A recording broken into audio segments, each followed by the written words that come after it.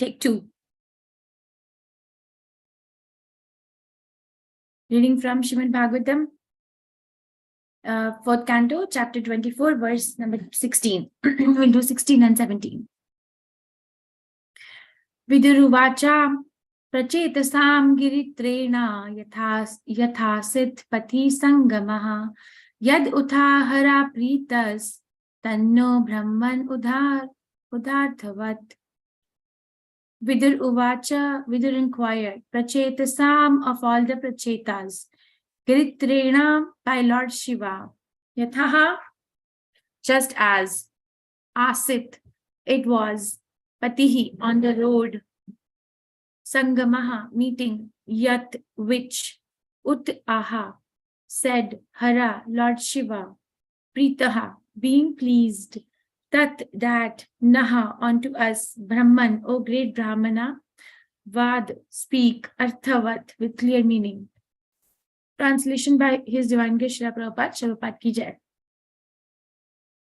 Vidur asked Maitreya, my dear Brahmana, why did the Prachetas meet Lord Shiva on the way? Please tell me how the meeting happened, how Lord Shiva became very pleased with them, and how he instructed them. Certainly such talks are important, and I wish that you please be merciful upon me and describe them. Purport by His Divine Grace Srila Prabhupada ki Jai. Whenever there are some important talks between a devotee and the Lord, or between exalted devotees, one should be very much curious to hear them. At the beginning of Naimisharanya, where Sutta Goswami spoke Srimad Bhagavatam to all the great sages, Sutta Goswami was also asked about the talks between Maharaj Parikshit and Sukdev Goswami. For the sages believed that the talks between Sukdev Goswami and Maharaj Parikshit must have been as important as the talks between Lord Krishna and Arjun. As everyone is still eager to learn the subject of Bhagavad Gita in order to become perfectly enlightened, Vidur was similarly eager to learn from the great sage Maitreya about the talks between Lord Shiva and the Prachetas. Okay, verse number 17. Sangamaha khalo viprashe shive neha shariranam durlabho munayor dadyor asangat yam abhipshitam. Sangamaha, association, khalo, certainly, viprashe, of, O breast of the Brahmanas, Shivena, along with Lord Shiva, Iha, in this world, Shariranam, those who are engaged in material bodies, Durlabaha, very rare, Munayaha, great sages, Dadayo, engage themselves in meditation, Asangat, being detached from anything else, Yam, onto whom, Abhipshitam, desiring. Translation by His Divine Grace, Prabhupada ki Jai. The great sage Vidur continued, O best of the Brahmanas, it is very difficult for living entities encaged within this material body to have personal contact with Lord Shiva. Even great sages who have no material attachments do not contact him, despite their always being absorbed in meditation to attain his personal contact. Purport by His Divine Grace Srila Prabhupada ki Jai. Since Lord Shiva does not incarnate himself unless there is some special reason, it is very difficult for an ordinary person to contact him. However, Lord Shiva does descend on a special occasion when he is ordered by the Supreme Personality of Godhead. In this regard, it is stated in the Padma Puran that Lord Shiva appeared as a Brahmana in the age of Kali to preach the Mayavad philosophy, which is nothing but a type of Buddhist philosophy. It is stated in Padma Puran, Mayavadam asat shastram prachanam bodhamuchyate mayeva vihitam devi kalau brahmana murtina. Lord Shiva, speaking to Parvati Devi, foretold that he would spread the Mayavad philosophy in the guise of a sannyasi Brahmana, just to eradicate Buddhist philosophy. This sannyasi was Shripad Shankaracharya. In order to overcome the effects of Buddhist philosophy and spread Vedanta philosophy, Shripad Shankaracharya had to make some compromise with the Buddhist philosophy. And as such, he preached the philosophy of monism, for it was required at that time. Otherwise, there was no need for his preaching Mayavad philosophy. At the present moment, there is no need for Mayavad philosophy or Buddhist philosophy, and Lord Chaitanya rejected both of them. This Krishna consciousness movement is spreading the philosophy of Lord Chaitanya and rejecting the philosophy of both classes of Mayavadi. Strictly speaking, both Buddhist philosophy and Shankara's philosophy are but different types of Mayavad, dealing on the platform of material existence. Neither of these philosophies have spiritual significance.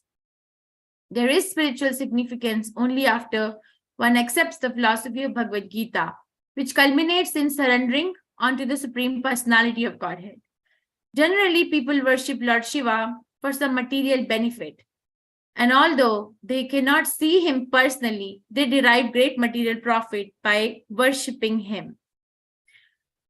Om Agyanti Mirandasya Gyananjan Shalakaya Chakshurun Militam Yena Tasmai Shri Gurve Namaha Shri Chaitanya Manobishtam Sthapitam Yena Bhutale Swayam Rupa Kadamahyam Tadati Swapadantikam He Krishna Karna Sindhu Deen Bandhu Jagatpate Rupesha Gopika Kantha Radha Kantha Namastute Tapta Kanchan Gaurangi Radhe Vrindavaneshwari Vishbhanu Sute Devi Pranamami Hari Priya Jai Shri Krishna Chaitanya Prabhu Nityananda Shri Advaita Gadadhara Shivasadi Gaur Bhakti Vrinda Hare Krishna Krishna Krishna Hare Hare Hare Rama Rama Rama Hare Hare Namam Vishnu Padaya Krishna Prasthaya Bhutale Srimate Bhakti Vedanta Swami Iti Namine Namaste Saraswati Deve Gaurvani Pracharine Nirvishesha Shunyavadi Paschatya Deshatarine. Well, let's see the verses quickly. Vidur asked Maitreya, my dear Brahmana, why did the Prachetas meet Lord Shiva on the way? Please tell me how the meeting happened and how Lord Shiva became very pleased with them and how he instructed them. Certainly such talks are important, and I wish that you please be merciful upon me and describe them. The great sage Vidur continued, O best of the Brahmanas, it is very difficult for living entities encaged within this material body to have a personal contact with Lord Shiva. Even great sages who have no material attachments do not contact him, despite they always being absorbed in meditation to attain his personal contact. All right, so this time from verse number 16 to verse number 32, there is these two questions. Verse number 16, 17, and 18 describe the two questions. Vidur is speaking those verses. Two questions that Vidur puts forth in front of Maitreya Rishi.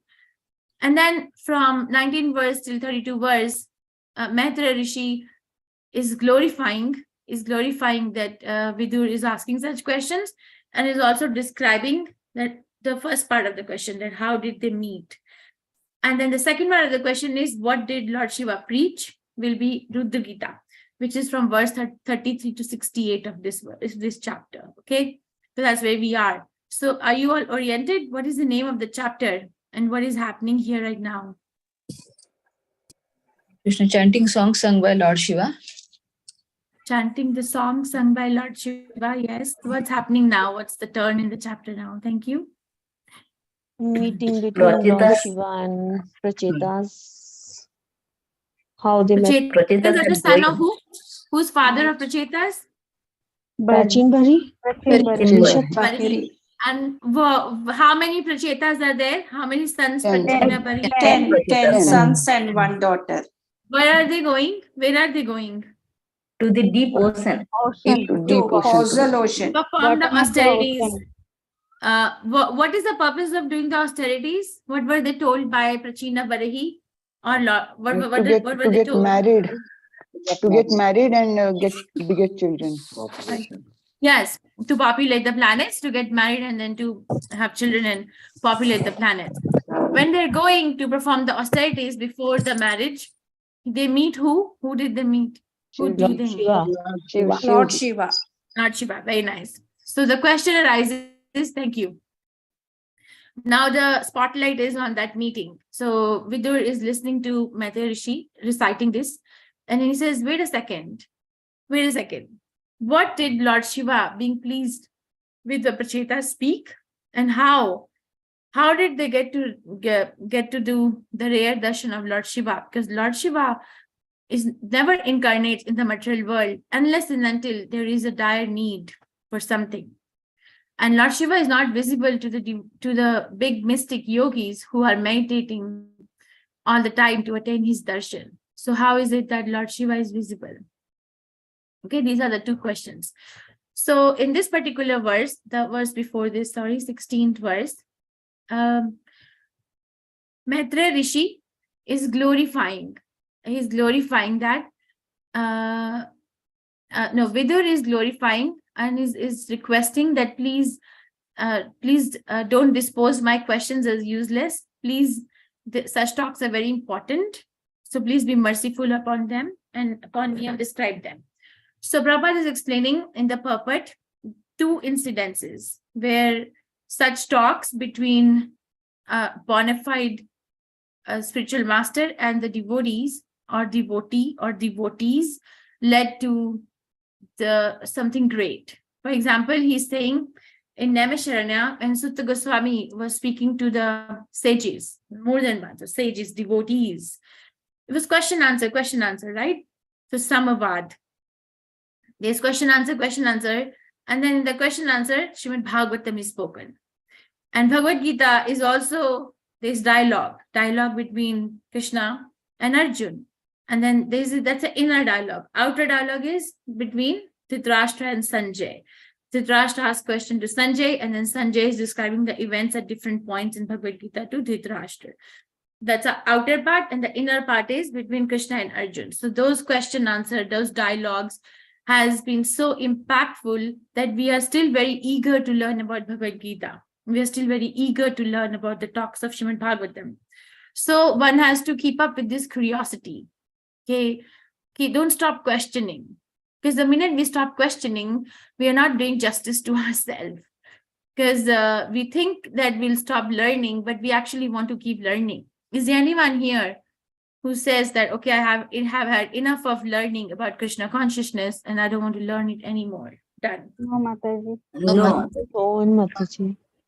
So it's a propelling force. The curiosity is a propelling force which keeps us going. And then as we keep going, we actually discover newer and newer realizations. Even if we read the same verse again and again, we will discover deeper meanings about it. Right? We are on what batch of Understand Gita in 18 days now? Is it 36 or 37? What batch is it? Anyone knows? 36. 36 Mataji. 1 year has how many months? 1 year has 12 months. Every month one batch is going.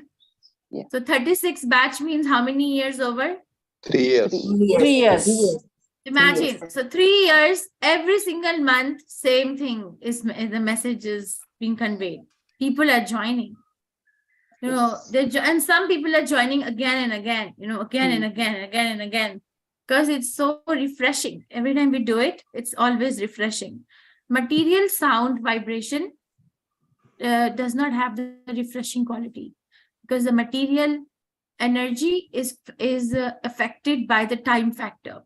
And the time factors, nature of the time factor in material world is, what is the nature of time factor in material world? It's the impact of time on all of us, everything around us. Destruction. Very nice. So it destroys, it kills, right? So that's why the material asset or the material sound will not have the same impact, will not have the same quality, because it is fully under the control of Kala, time energy of Krishna. And time energy of Krishna functions to destroy. So it's not going to have. But spiritual knowledge is not dependent on this sphere of the time factor, because it's spiritual, it's eternal. That is why it is always refreshing. Okay, so such talks have to be done. Actually, our scriptures tell us to be inquisitive, always inquisitive, right? Athata Brahma Jigyasa. Now that you have attained the human form of life, now Jigyasa, become curious to inquire about the self, become curious. It's very sad that some people pass through the whole life and they don't ask, who am I? What is my purpose of life? How did I get here? Where am I going to go from here? Do I have choices? What the things the events that are happening in my life, what is the purpose? Who is deciding what is happening with me? Instead, what we ask, these are the questions that have to be asked, which propel us forward. Okay. But mostly what people ask, is that what happened to them in the past? What is the explanation for that? And why did it happen? Like, why me? Why only me? Or why not the other person? Or I was suffering so much in my life. So we are like dwelling in the past a lot. Victim mentality, which is, the reason is because we are so tired of being in the material world. Have you had that experience? That even if we are having a vacation, right, there's no daily chores to be completed, but so we can like completely relax at home, but at the end of the day, there is still feeling of tired. I'm very tired. Or somebody gets up in the morning after having a good night's sleep and they get up and say, I'm very tired. Yeah, have you seen that? Yes, Mataji. Yes, Mataji. Yes, Mataji. Or if it happens to us, mostly because of the medical background, most of us go to find out the reason about the structure of the sleep. Then, okay, maybe this person has sleep apnea. Maybe that's why they are not getting good sleep. That could be one of the factors, but that's not the only factor. Only after coming to Krishna consciousness and understanding this philosophy do we actually understand and realize that material world is a very tiring place. Everybody is tired. There was Swayam Bhagwan Keshava Swami. I was just giving one class, I heard, and he said when he was doing book distribution on the street one time, he saw a sticker on the bumper of a car. And the sticker on the bumper of the car said, do not disturb, already disturbed. But do not disturb more, it was already disturbed. So you're already disturbed. And it's for all ages. It's not that, okay, only for adults who have a lot of work. Have you seen the school-going children? If you have a school-going child or college-going child at home, even if they're sitting at home, they say, oh, I'm so tired. Yeah? Bored. Do they say that? Yes, Mataji. Yes. I'm so tired. So tired. Yes, we are so tired of living in the material world. Yes, that's true. I used to get a little irritated before that. What is the problem in your life? Like, how come you're tired? Because you're sitting in the house and you got everything served in the plate. So what's tiring? But then I tried to understand it empathically and seeing the life from a different perspective, so I could understand that a material world is tiring. There is nothing new. If we one filmmaker studied the content of the movies that are coming out now versus the content of the movies that were there 50 years ago, 100 years ago, what they figured out is that there is no much change. There's no much change. Okay, the quality of the camera or the makeup or dresses might have changed, but the core message, the core story is pretty much the same. Pretty much the same. Even the movie songs, pretty much same. There's nothing new that is there. So we get tired. Okay, but if we remain curious about Krishna consciousness, if we remain curious about knowing ourselves, we want to know that. We want to know who I am. You know how I know? Even if somebody is not going to Krishna consciousness, we still like to know how I am. We ask our friends, what do you think about me? Was I rude to that person? I have some hotlines. I call Manish and Mataji all the time and ask, how was I speaking? Was I speaking very fast? Can you tell me how was my volume of the class? See, we want to know about ourselves. Or some people go to astrologer, right? To know about their self from the birth chart or something. Yeah, they do go. Yes, Mataji. We make friends so that they can act as a mirror to tell us that where am I going right, where am I going wrong. So actually we want to know, because Krishna likes to know about himself from his devotee. So we, the soul, we have that quality. I want to know about myself. But the problem is that we are asking wrong questions.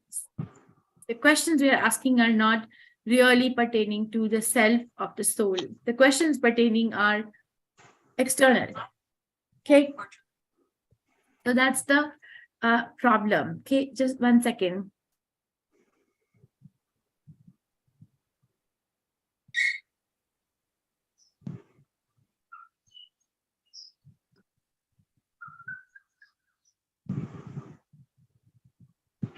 Sorry about that. Hi, Krishna. Sorry. Okay. Thank you very much.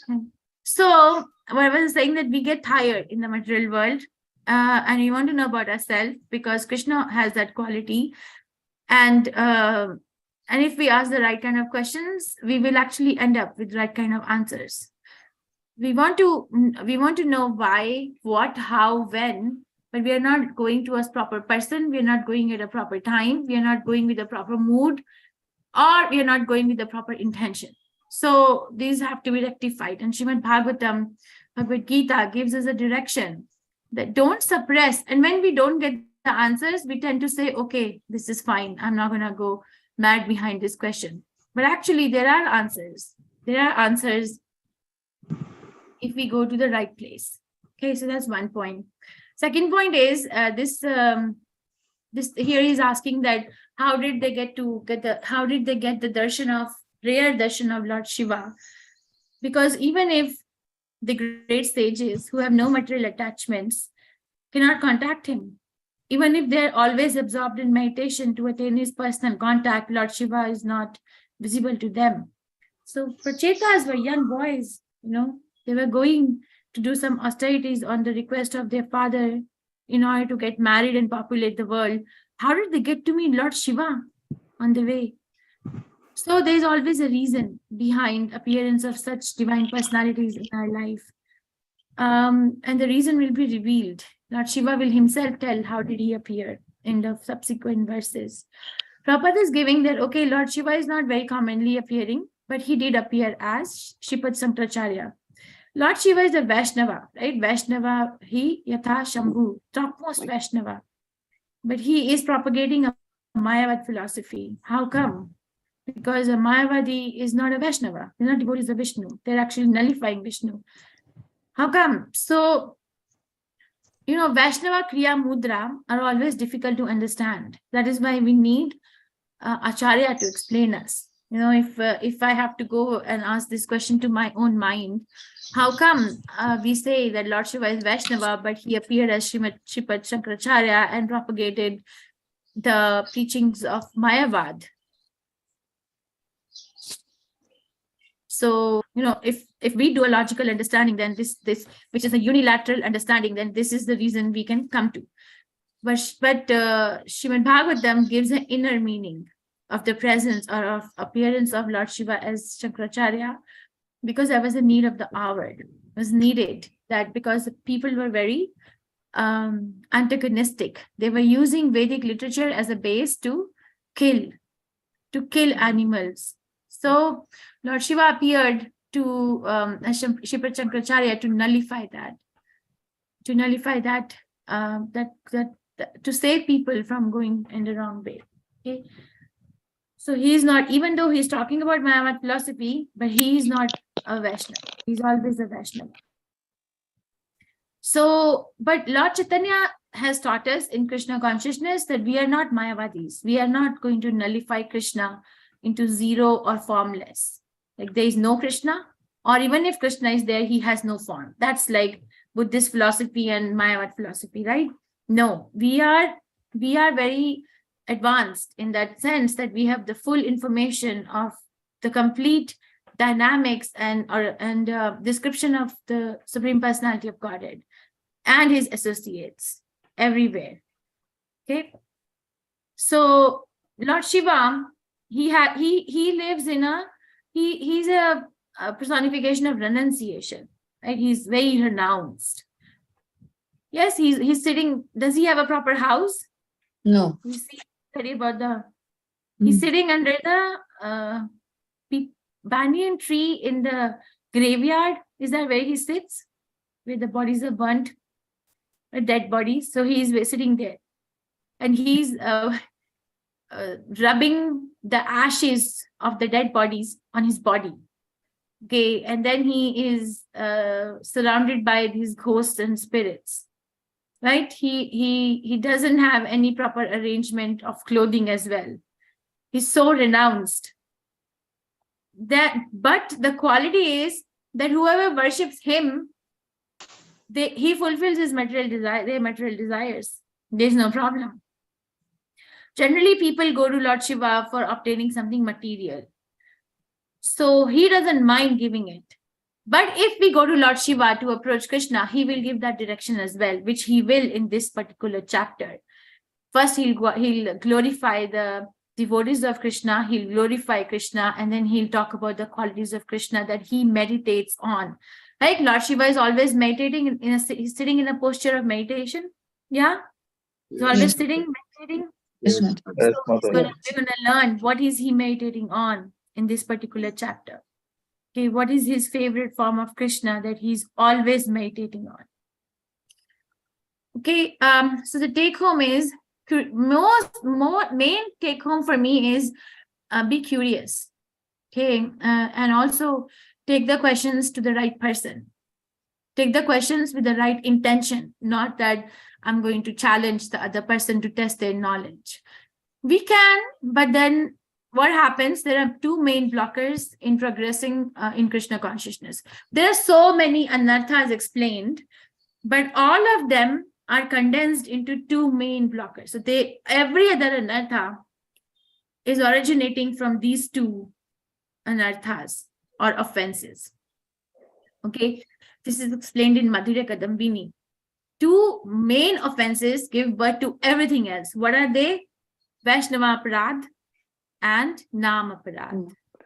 So if we are offending the Vaishnavas, or if we are offending the holy name of Krishna, then we may look like a devotee, we may dress like a devotee, we may even chant Hare Krishna, but our heart will not be filled with realization. Our tongue will not have a taste, the sweet taste of the holy name. Namanishra Prabhu used to ask us all the time. I remember all the time. Whenever we enter the temple, okay, you're chanting Hare Krishna, are you getting the taste in your tongue? Are you getting the taste? So what is this taste he's talking about? It's just a name. So we were so naive. He trained us so nicely. He gave so much time. Are you getting the taste? Are you getting the taste? So, and then of course, we get the taste and then the taste goes away because we are not almost free of anarthas. We don't have to be absolutely free because absolute freedom is in the prema stage. But almost free of anarthas happens in the bhava state. So almost free of anarthas, that person can relish the holy name of the Supreme Personality of Godhead. Okay, but then, okay, so the original thing was that ask a question, but not with an intention to challenge, but with an intention to learn. And if you don't get your answers from that particular devotee, you can take it to another senior devotee. There is no harm in approaching a senior Vaishnava, but there is a lot of harm in criticizing a Vaishnava, even in the mind. If we criticize a Vaishnava, then a person who has dedicated their life to the service of Krishna, the criticism is something that creates the offense. Okay, it's a very fine line. And also, if we are minimizing the name of Krishna, saying, okay, it's one of the ritualistic ceremonies which is performed when we chant Hare Krishna, one of the auspicious things. No, it's beyond that, beyond the domains of our vocabulary of English language. Okay, and also everyone should, or people should ask questions, because you see here also we are doing question answer. Vidur and Maitreya Rishi are so this is very interesting. In Srimad Bhagavatam, there is a question answer, and then in question answer, there's another question answer, and another question answer. Like in 7th canto, there is a question answer into question answer, question. It goes until like 7 people, like 7 people are asking, explaining. For example, here, Parikshit Maharaj was explained Srimad Bhagavatam by Sukdev Goswami. Okay, The same question was raised by sages of Nameshwarana to Sutta Goswami.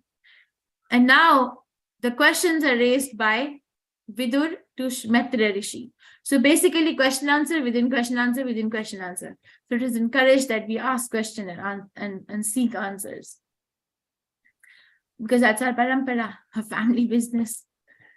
Okay, any questions, reflections, realizations, corrections? Let me check the chat. Nothing is there. So I guess everyone is fasting and preserving energy. That's nice.